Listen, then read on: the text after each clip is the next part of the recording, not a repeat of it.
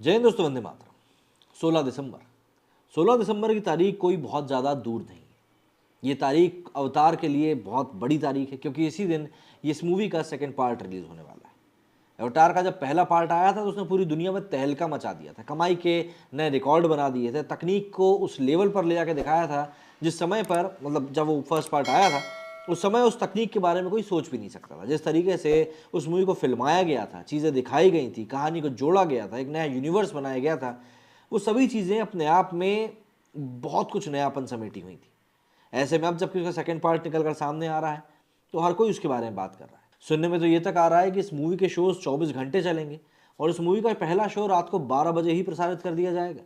Advance booking भी इस movie की ठीक ठाक चल रही है, तो ऐसे में जरा बात कर लेते हैं इस मूवी के बारे में कि क्या कुछ इस मूवी से आप एक्सपेक्ट कर सकते हैं। कहते हैं कि इतिहास खुद को दोहराता है, लेकिन इतिहास में जो रिकॉर्ड बनते हैं उसे तोड़ना मुश्किल होता है, खासकर अपने द्वारा स्थापित किए गए माइलस्टोन्स को दोबारा पाना इतना आसान नहीं होता। इस वक्त दुनिया के जाने माने फिल्म निर्माता और निर्देशक जेम्स कैमरून इसी सवाल से दो चार हो रहे हैं। दरअसल उनकी मच अवेटेड फिल्म अवतार द वे ऑफ वाटर 16 दिसंबर को सिनेमाघरों में रिलीज होने के लिए तैयार है। इस फिल्म का पहला पार्ट 18 दिसंबर 2009 को दुनिया भर में कई भाषाओं में रिलीज किया गया था। इस फिल्म के जरिए जेम्स ने एक नए तरह के सिनेमा से दुनिया का परिचय कराया था। उन्होंने अपनी फिल्म में एक ऐसी दुनिया दिखाई जो काल्पनिक होते हुए भी वास्तविकता के काफी करीब लगी। तकनीक के सहारे इमोशंस का ऐसा जादू किया कि फिल्म देखने वाला हर दर्शक स्तब्ध रह गया था। लोगों की आंखें खुली रह गई थी, किसी को ऐसा विश्वास ही नहीं हो रहा था कि कोई ऐसे फिल्म बनाने के बारे में सोच भी सकता है। अवतार के रिलीज के 13 साल बाद जेम्स कैमरून उसके दूसरे पार्ट अवतार द वे ऑफ वाटर को लेकर आ रहे हैं। ऐसे में मेकर्स के साथ दर्शकों को भी उम्मीद है कि यह फिल्म अपने द्वारा स्थापित इतिहास को दोहरा पाएगी, क्योंकि पहले पार्ट की तुलना में सीक्वल में ज्यादा मेहनत की गई है। इसमें अत्याधुनिक तकनीक का इस्तेमाल किया गया है, ऐसी तकनीक जो सिर्फ इस फिल्म की शूटिंग के लिए ईजाद करी गई, वरना अंडर वाटर शूट करने की समस्या और तकनीक की गैर मौजूदगी की वजह से कैमरून ने पहले सीक्वल का विचार त्याग दिया था। उनको उस तरह की कहानी भी नहीं मिल पा रही थी जो पहले पार्ट के रोमांच को आगे बढ़ा सके। लेकिन तकनीक और कहानी की उपलब्धता होने के बाद उन्होंने इस पर काम किया। करीब 5 साल की मेहनत के बाद रिलीज की कंडीशन में फिल्म अवतार 2 की कहानी को लिखने में 1 साल से ज़्यादा का समय लगा, लेकिन कहानी तैयार होने के बाद भी कैमरून को प्रभावित नहीं कर पा रही थी। यही वजह है कि निराश होकर उन्होंने फिल्म बनाने का इरादा छोड़ दिया। लेकिन बाद में उनके हाथ एक ऐसी कहानी लगी जिसने पहले का तीसरे पार्ट तक का विस्तार कर दिया। इस बारे में खुद जेम्स कहते हैं कि मैं जब अपनी कहानी और लेखन टीम के साथ इस फिल्म के दूसरे पार्ट की कहानी लिखने बैठा, तभी मैंने सबसे कह दिया था कि हमें इस कोड को क्रैक करना होगा कि इसका पहला पार्ट इतना अच्छा क्यों था। बाद में ये कंक्लूजन निकला कि सभी फिल्में अलग अलग लेवल पर काम करती हैं। पहला सरफेस, जिसमें प्रॉब्लम और रेजोल्यूशन होता है। दूसरा थीमैटिक, जिसमें यह तय होता है कि कोई फिल्म आखिर चाहती क्या है।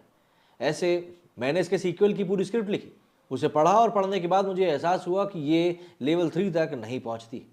हालांकि अब ये फिल्म रिलीज होने के लिए पूरी तरह से तैयार है।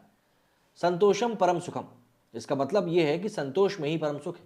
माना कि ये बात ठीक है, लेकिन हर कंडीशन में इसे सही नहीं माना जा सकता।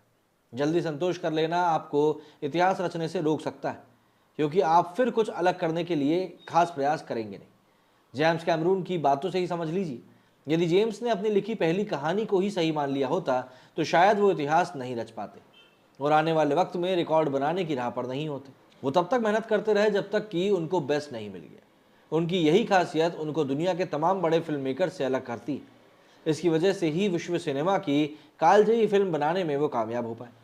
ऐसी फिल्म जिसमें 3D के साथ साथ high dynamic range, higher frame rate, बेहतर रेजोल्यूशन और विजुअल इफेक्ट के साथ साथ शानदार साउंड सिस्टम देखने को मिलता है। इतना ही नहीं, कमाई के मामले में भी इस फिल्म ने वर्ल्ड वाइड कई रिकॉर्ड बनाए।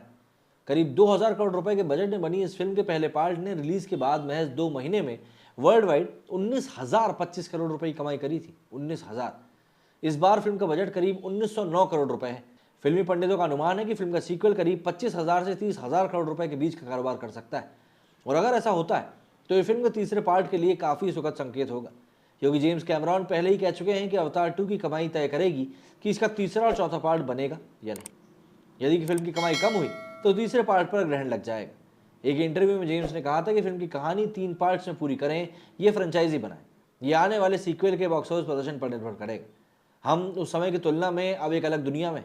जब मैंने ये फिल्म लिखी थी, महामारी और OTT से बहुत कुछ बदला है। शायद हमें लोगों को याद दिलाना है कि थिएटर जाना क्या होता है। ये फिल्म निश्चित रूप से यही काम करेगी और हो सकता है कि आने वाले दिनों में दर्शकों का जो एक नज़रिया बना है कि भाई थिएटर में हमें मूवी देखना है या नहीं, वो भी बदल सके। खैर, अवतार किसको पसंद नहीं आई थी, ये शायद सवाल पूछना ही गलत होगा। तो ऐसे में अब जब 16 दिसंबर को ये मूवी आएगी तो हर कोई उसका बेसब्री से इंतजार कर रहा होगा। मेरे सुनिए फिलहाल इतना ही। जय हिंद।